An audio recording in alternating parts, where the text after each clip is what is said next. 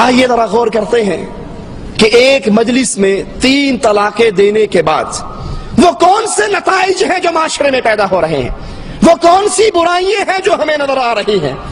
انسان کسی بات پر بیگم سے ناراض ہوتا ہے، پھر باہر سے آتا ہے غصے کے اندر، یہ بیچاری بیٹھی ہوئی روٹی پکا رہی ہے، ہنڈیا پکا رہی ہے، اس کے بچوں کے کپڑے دھو رہی ہے، اور وہ غصے سے بھرا ہوا آتا ہے، طلاق طلاق طلاق۔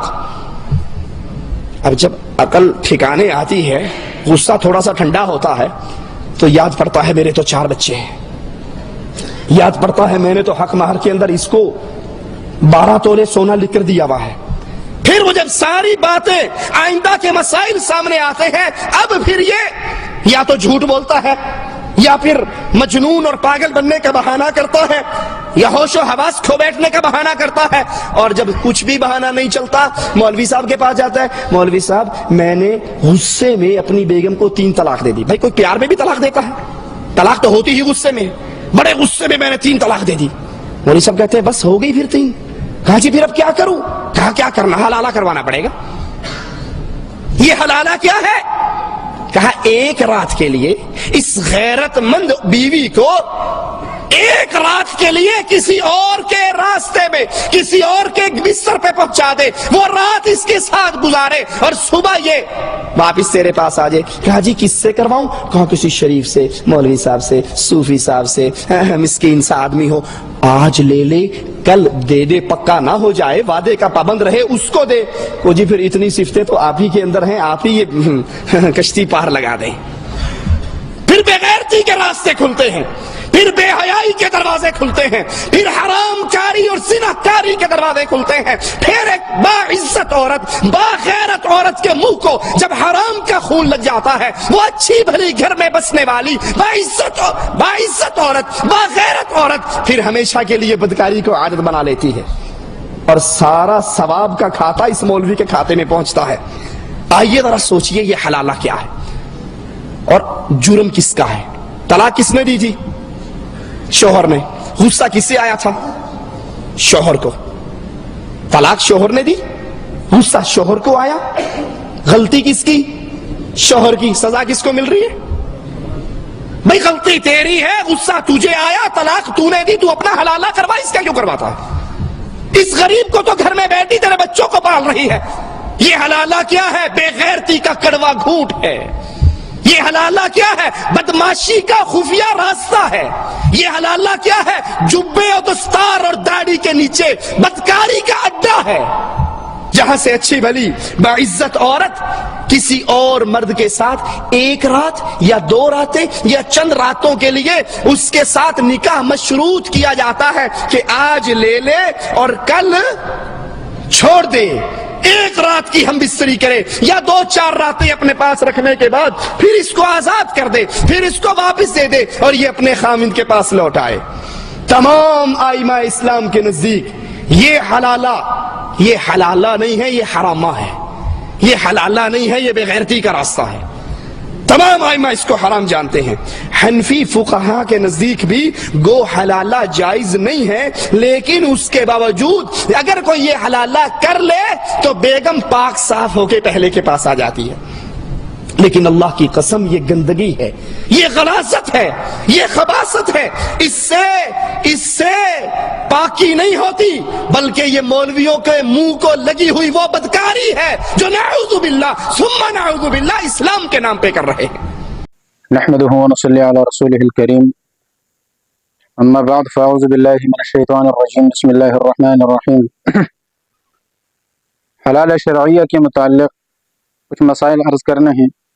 سب سے پہلی بات تو یہ ذکر کریں گے کہ حلالہ کیا چیز ہے۔ نمبر 2، حلالے کی شرعی حیثیت اسلام میں کیا ہے، اور تیسری بات یہ ہے کہ کیا حلالے کے بغیر نکاح کرنا ممکن ہے یا نہیں ہے۔ تو سب سے پہلے ہم حلالہ کی حقیقت کو سمجھیں گے کہ حلالہ ہے کیا چیز۔ اس سے پہلے کچھ باتیں مزید آپ بطور تمہید کے سمجھیں تاکہ یہ مسئلہ آپ کو سمجھ میں آ جائے۔ مسئلہ یہ ہے کہ جب بھی کوئی انسان کسی عورت کے ساتھ نکاح کرتا ہے حلال طریقے سے، تو شریعت اس کو 3 طلاقوں کا اختیار دیتی ہے کہ اگر آپ کا تعلق آپس میں صحیح طریقے سے نہیں بن پایا یا کوئی اور مسئلہ ہے تو آپ کے پاس 3 طلاقوں کا اختیار ہے۔ وہ 3 طلاقیں آپ ایک وقت میں دے دیں یا الگ الگ دے دیں، یہ بھی ایک اختلافی مسئلہ ہے، لیکن بات یہ ہے کہ جب ایک انسان ایک طلاق اپنے بیوی کو دے دیتا ہے تو اس ایک طلاق کے بعد بھی انسان کو اس عورت سے دوبارہ نکاح کرنے کا بھی اختیار موجود ہے، اور یا اسی عدت کے دوران دوبارہ اگر رجوع کرنا چاہتا ہے تو رجوع بھی کر سکتا ہے۔ یہ ایک طلاق کے بعد بھی اس کو یہ اختیار ہے، اور دوسری طلاق دے دیے تو پھر بھی اس کے پاس یہ اختیار موجود ہے۔ لیکن جب ایک آدمی تیسری بھی دے دے، مثال کے طور پر ایک مہینے میں اس نے ایک طلاق دی، دوسرے مہینے میں دوسرے دی، یا ایک سال میں دوسرے سال میں، مثال کے طور پر جو بھی دی، بہرحال 2 طلاقیں اس نے پہلے دی ہے، بالآخر اس نے تیسری طلاق بھی اپنی بیوی کو دے دی۔ تیسری طلاق کے بعد اس مرد کا اس عورت سے تعلق بالکل ختم ہو جاتا ہے۔ اب یہ دوبارہ رجوع بھی اس کے ساتھ نہیں کر سکتا، دوبارہ نکاح بھی اس کے ساتھ نہیں کر سکتا۔ شریعت قرآن نے صاف صاف منع کر دیا ہے۔ سورہ بقرہ کے اندر اللہ تعالیٰ فرماتے ہیں فَإِن طَلَّقَهَا فَلَا تَحِلُّ لَهُ مِن بَعْدُ، کہ اگر ایک آدمی نے اپنی بیوی کو تیسری طلاق بھی دے دی تو 3 طلاقوں کے بعد اس مرد کے لیے اپنی اس بیوی کے، یہ بیوی اس کے لیے حلال نہیں رہتی۔ صاف الفاظ فَلَا تَحِلُّ لَهُ، یہ عورت اس مرد کے لیے حلال نہیں ہوتی ہے من بعد، اس کے بعد، یعنی حلال ہونے کی اب کوئی بھی صورت اس کے پاس نہیں رہی، ختم ہو گئی ہے۔ یہ کہو کہ ہمیشہ کے لیے اس سے کیا ہو گئی، حرام ہو گئی ہے۔ اب یہ عورت دنیا کے کسی بھی مرد سے نکاح کرنا چاہے اس کے بعد نکاح کر سکتا ہے، اس کے لیے اجازت ہے، شریعت نے اجازت دی ہے۔ میں اس پر ایک حدیث بھی پیش کروں گا انشاءاللہ مثال کے طور پر۔ تو جب یہ دنیا کے کسی بھی مرد سے نکاح کرنا چاہے کر سکتی ہے جس کے ساتھ نکاح کرنا حلال ہے، لیکن یہ جو پہلا شوہر ہے اس کے ساتھ اب نکاح کرنے کی کوئی گنجائش اس کے لیے نہیں رہی ہے، کیونکہ قرآن نے منع کر دیا کہ فَلَا تَحِلُّ لَهُ مِن بَعْدُ، کہ اس کے لیے اب اس کے بعد یہ عورت حلال نہیں رہتی ہے اور کسی بھی صورت میں حلال نہیں ہے، نکاح بالکل ختم ہو جاتا ہے۔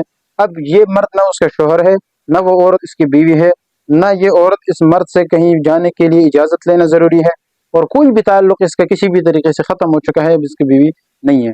جب عدت گزر جائے گی، یہ عورت اپنے گھر چلی جائے گی، اس کے بعد اس عورت کا اور اس کے گھر والوں کا معاملہ ہے کہ وہ دنیا کے کسی بھی مرد سے اس کا نکاح کرنا چاہتی ہے یا نہیں بھی کرنا چاہتی ہے، یا کسی بھی گورے سے، کالے سے، قریبی رشتہ دار، دور کے رشتہ دار، قریبی سے مراد جس کے ساتھ نکاح جائز ہے، تو کسی کے ساتھ بھی نکاح کرنا چاہے تو اس کی گنجائش موجود ہے، کر سکتا ہے، لیکن پہلے والے شوہر کے ساتھ نکاح نہیں کر سکتی اور اس کا تعلق بالکل ختم ہو چکا ہے۔ یہ قرآن کے نص سے ثابت ہے۔ اچھا، کسی بھی مرد سے نکاح کرے یہ جائز ہے، یعنی کوئی بھی مرد اگر اس عورت کی طرف نکاح کا پیغام بھیجے کہ بھئی میں آپ کے ساتھ نکاح کرنا چاہتا ہوں، یا عورت کسی طریقے سے کسی مرد کے ساتھ راضی ہو جائے، کسی بھی مرد کے ساتھ، اور اس کے ساتھ نکاح کا تعلق قائم ہو جائے، دوبارہ ایجاب و قبول اور نکاح دوبارہ سے پڑھوائے تو یہ اس کے لیے جائز ہے، لیکن پہلے شوہر کے لیے اس کا آنا جائز نہیں ہے، حلال نہیں ہے۔ اچھا، ایک صورت موجود ہے، اور وہ ایک صورت کیا ہے کہ جب یہ دوسرے شوہر سے جب اس عورت کا نکاح ہو گیا، یعنی اس کا نکاح کسی اور جگہ ہو گئی، شادی ہو گئی، اس کے بعد یہ دونوں میاں بیوی چونکہ اسی طریقے سے میاں بیوی ہیں جیسے پہلے والے شوہر کے لیے وہ میاں بیوی تھے، آپس میں تعلق تھا، تو اب اس کے ساتھ تو تعلق ختم ہو گیا، اب نکاح دوسرے کے ساتھ ہو گیا۔ میں نکاح کی بات کر رہا ہوں، نکاح جب دوسرے مرد کے ساتھ ہو گیا تو وہ بھی چونکہ میاں بیوی ہے، اس لیے وہ میاں بیوی ہونے کے ساتھ ساتھ ان کا بھی وہی تعلق اور وہی معاملات ہوں گے جس طرح کے پہلے شوہر کے ساتھ تھے، لہٰذا وہ اگر ساری زندگی آپس میں نکاح پر برقرار رہے اور قائم رہے اور موت تک کسی نکاح پر قائم رہے تو یہ بھی جائز ہے، اور ہونا بھی یہی چاہیے اسی طرح، اس لیے کہ شریعت نے جو نکاح کا مقصد رکھا ہے وہ جہاں اور بہت سارے مقاصد ہیں تو ان میں ایک مقصد یہ بھی ہے کہ نکاح کوئی وقتی نہیں ہونی چاہیے، وہ ہمیشہ کے لیے ہونی چاہیے۔ ہاں، اگر کسی وجہ سے آپس میں مثال کے طور پر شوہر فوت ہو گیا تو نکاح ختم ہو جاتا ہے، اسی طریقے سے یا شوہر تو فوت نہیں ہوا لیکن اس مرد نے اس بیوی کو دوبارہ طلاق دے دی، یعنی مطلب یہ ہے کہ ان کی آپس میں موافقت نہیں ہوئی، بات نہیں بنی، ذہن یعنی آپس میں مزاج ایک دوسرے کا نہیں بن پایا، جھگڑے تھے یا کوئی بھی اور مسئلہ تھا، اس مرد نے اپنی اس بیوی کو طلاق دے دی، تو اسی طریقے سے وہی معاملہ ہے، ایک طلاق دے دی پھر بھی جائز ہے رجوع، نکاح بھی جائز ہے، 2 دے دی پھر بھی جائز ہے، تیسری طلاق دے دی تو تیسری طلاق کے بعد اب یہ عورت اس شوہر کے لیے اب مکمل طور پر کیا ہو گئی، حرام ہو گئی۔ اچھا، اس کے لیے تو حرام ہو گئی، اب اس کے علاوہ کسی بھی مرد سے نکاح کرنا چاہے یہ اس عورت کے لیے مکمل طور پر شریعت نے اختیار دیا ہے۔ اچھا، اب آتے ہیں پہلے مسئلے کی طرف۔ یہ جو پہلا شوہر تھا اس کے ساتھ مکمل طور پر شریعت نے پابندی لگائی تھی کہ آپ اس عورت کے ساتھ آپ نکاح نہیں کر سکتے، دنیا کی کسی عورت کے ساتھ بھی آپ نکاح کریں، لیکن سابقہ جو بیوی ہے جو ابھی طلاق ہو چکی ہے اس کے ساتھ آپ کا نکاح کسی بھی صورت میں جائز نہیں ہے۔ ابھی تک تو جائز نہیں تھا، لیکن جب اس نے دوسرے شوہر سے نکاح کیا، اس نے طلاق دے دی یا وہ بھی مر گیا، تو کیا اب اس پہلے شوہر کے لیے حلال ہے یا نہیں ہے؟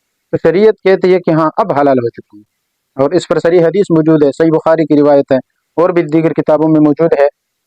ایک عورت صحابیہ جن کو امرأ رفاع کہا جاتا ہے. حضرت رفاع رضی اللہ تعالیٰ عنہ، رفاع القرظی اس کی بیوی تھی. تو حضرت رفاع رضی اللہ تعالیٰ عنہ نے جب اپنی اس بیوی کو طلاق دی، 3 طلاقیں دے دی، اور 3 طلاقوں کے بعد ان کا تعلق ختم ہو گیا. تو اس عورت کا نکاح کسی اور جگہ ہو گیا. اس صحابی کا نام بھی غالباً حضرت عبداللہ ابن زبیر رضی اللہ تعالیٰ عنہ یہ نام ہے. بعض لوگ اس کو حضرت زبیر پڑھتے ہیں، عبداللہ ابن زبیر، لیکن حضرت عبداللہ ابن زبیر نہیں، عبداللہ ابن زبیر نام ہے رضی اللہ تعالیٰ عنہ. ان کے ساتھ ان کا نکاح ہو گیا. اچھا، پھر یہ صحیح بخاری کی روایت ہے کہ وہ عورت ایک مرتبہ آئی اور اللہ کے رسول صلی اللہ علیہ وسلم سے انہوں نے کہا، یا رسول اللہ، یہ جو میرا شوہر ہے، پہلے مجھے حضرت رفاع رضی اللہ تعالیٰ عنہ نے طلاق دی 3 طلاقیں، تو اس کے بعد میرا نکاح حضرت عبداللہ سے ہوا. حضرت عبداللہ رضی اللہ تعالیٰ عنہ سے نکاح ہوا، تو اب اس کے ساتھ میری کسی وجہ سے، وہ ایک خاص مسئلہ تھا، اس کی وجہ سے میری ان کے ساتھ نہیں بنتی ہے، یعنی میرا دل نہیں چاہتا ہے. تو آپ صلی اللہ علیہ وسلم نے فرمایا کہ اترجعین الی رفاع، اتريد ان ترجعی الی رفاع، اس طرح کے الفاظ ہیں کہ کیا یہ چاہتی ہو کہ آپ دوبارہ حضرت رفاع کی طرف لوٹیں، یعنی سابقہ جو شوہر تھا، پہلا جو شوہر تھا، اس شوہر کے پاس دوبارہ آپ جانا چاہتی ہو؟ تو انہوں نے کہا، یا رسول اللہ، ہاں. یہی کہا کہ جی ہاں، میں واپس ادھر جانا چاہتی ہوں. آپ صلی اللہ علیہ وسلم نے فرمایا، لا حتی تذوق عسیلتہ وہو یذوق عسیلتک، نہیں، اس وقت تک آپ اس کے پاس نہیں جا سکتی جب تک کہ نکاح کے ساتھ ساتھ آپ کا جو میاں بیوی والا تعلق ہے وہ بھی آپ قائم نہ کر لے، اس وقت تک آپ نہیں جا سکتے. اس حدیث سے 2 باتیں معلوم ہوئی.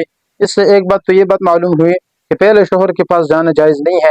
اگر جانا چاہتی ہے تو اس کے لیے یہ ضروری ہے کہ یہ عورت کسی اور مرد کے ساتھ، کسی اور مرد سے اس کی شادی ہو چکی ہو، اور اس کے بعد پھر اس کو طلاق ہو جائے. اور دوسری یہ بھی ضروری ہے کہ نکاح کے ساتھ ساتھ دونوں کی ہم بستری بھی ہو جائے. تو جب نکاح بھی ہو جائے اور ہم بستری بھی ہو جائے، اس کے بعد جا کے پھر یہ شوہر اگر طلاق دے دیتا ہے تو پھر یہ عورت جب پہلے شوہر کے لیے حلال نہیں تھی، اب حلال ہو چکی ہے. تو اس دوسرے نکاح کو شریعت کی نظر میں حلالہ کہا جاتا ہے، اور یہ حلال شرعیہ ہے. اور یہ صحیح بخاری کی اس حدیث کے مطابق دیکھا جائے تو بالکل عین مطابق ٹھیک ہے، یعنی دوبارہ نکاح ہو سکتا ہے. تو قرآن کے اس آیت فَإِن طَلَّقَهَا فَلَا تَحِلُّ لَهُ مِن بَعْدُ، اس سے کیا پتہ چلا کہ پہلے شوہر نے 3 طلاقیں دے دی تو اب نکاح کسی بھی صورت میں حلال نہیں ہے.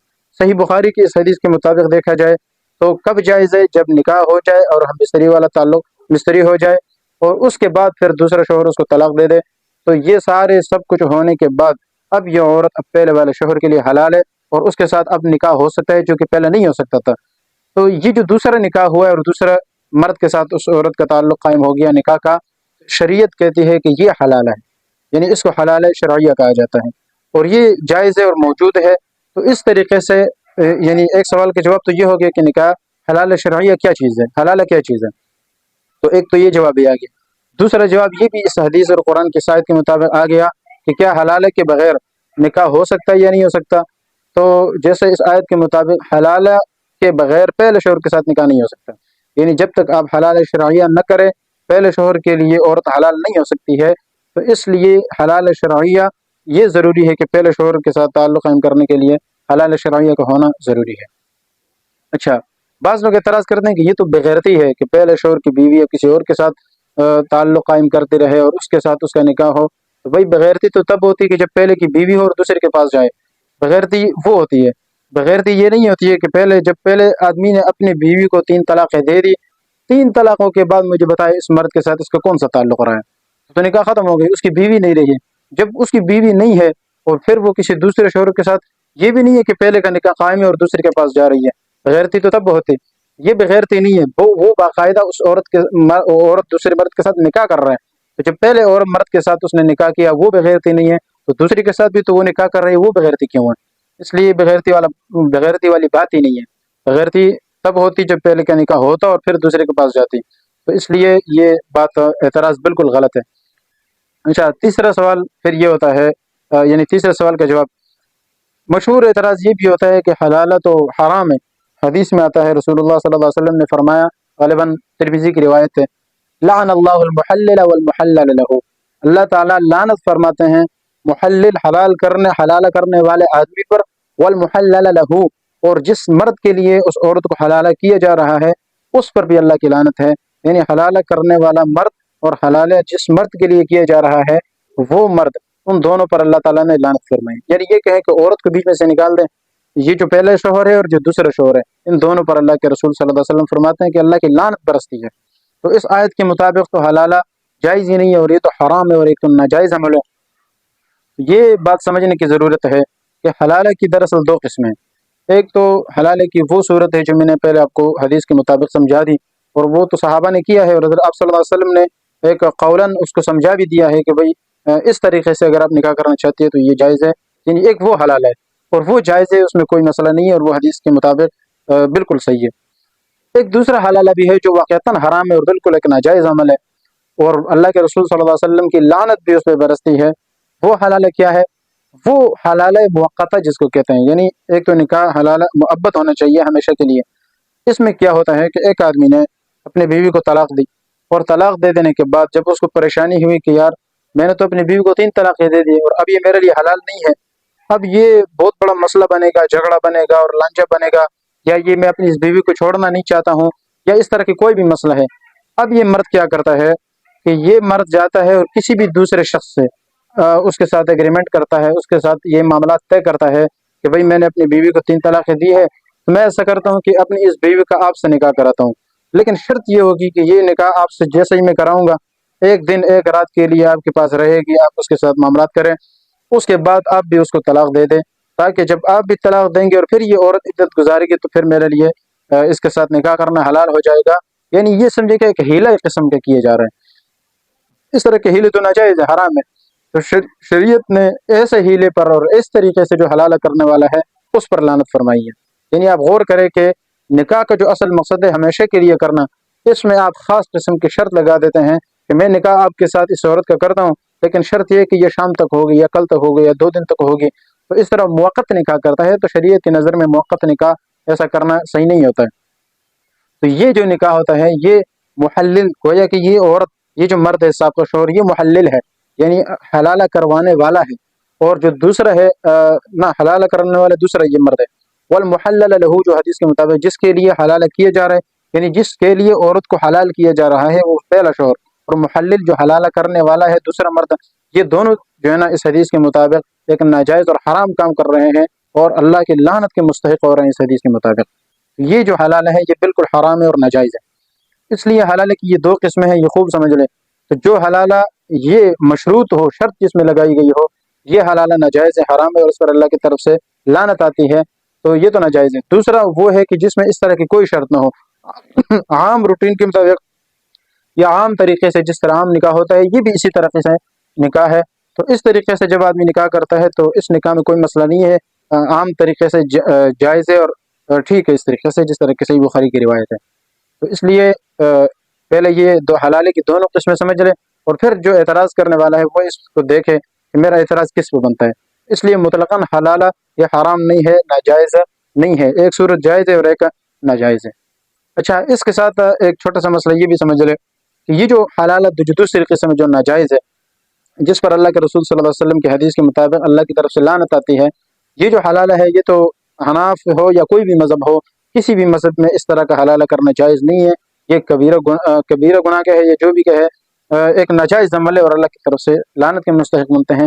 لیکن مسئلہ یہ ہے کہ ایک آدمی نے ایسا کرنا تو نہیں چاہیے، لیکن اگر کسی نے اس طرح کر لیا، ٹھیک ہے، اور گناہ بھی ہوگا، سب کچھ بھی ہوگا، وہ اپنی جگہ پر ہے، لیکن مسئلہ یہ ہے کہ اگر کسی نے اس طریقے سے اس عورت کا نکاح کسی دوسرے مرد سے کر لیا اور پھر اس نے اس ایگریمنٹ کے مطابق عورت کو طلاق دے دی، شام کو دے دی، کل دے دی، پرسوں دے دی، جس طرح بھی کر لیا، لیکن اس نے طلاق دے دی، مسئلہ یہ ہے کہ کیا گناہ ہوگا اپنی جگہ پر، ایک حرام اور ناجائز عمل اس نے کیا، لیکن کیا اس طریقے سے یہ عورت پہلے شوہر کے لیے حلال ہو جائے گی یا نہیں ہو جائے گی؟ کیونکہ طریقہ تو وہی ہے، یعنی جو حلالے کا طریقہ ہے، حلال ہونے کا جو طریقہ ہے وہ کیا تھی؟ دوسرے مرد کے ساتھ نکاح ہونا۔ تو جب نکاح بھی پایا گیا اور ہم بستری بھی پائی گئی، یہ دونوں شرطیں پائی گئی ہے، تو اس صحیح بخاری کی حدیث کے مطابق یہ دونوں چیزیں تو آ گئی ہے۔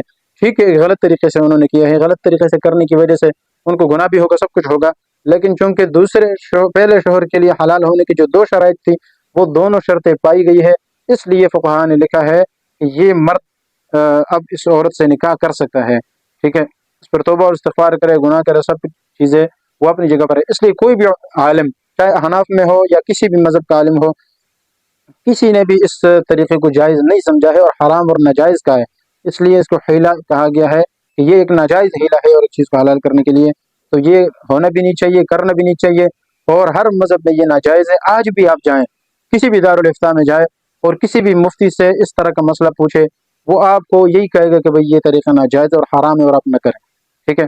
تو یہ اصل مسئلہ ہے، اور اس کو سمجھ لیں اور تینوں مسائل سمجھے، اور حلالے کی جو دو قسمیں ہیں یہ بھی سمجھے، تاکہ آپ کو صحیح طریقے سے سمجھ بھی آئے اور ایک صحیح مسئلہ آپ کو واضح ہو جائے۔ دعا ہے کہ اللہ تعالی ہمیں صحیح طور پر مسئلے کو سمجھنے کی اور اس پر عمل کرنے کی توفیق عطا فرمائے۔ وآخر دعوانا الحمدللہ رب العالمین۔ يرفع الله الذين آمنوا منكم والذين أوتوا العلم درجات والله بما تعملون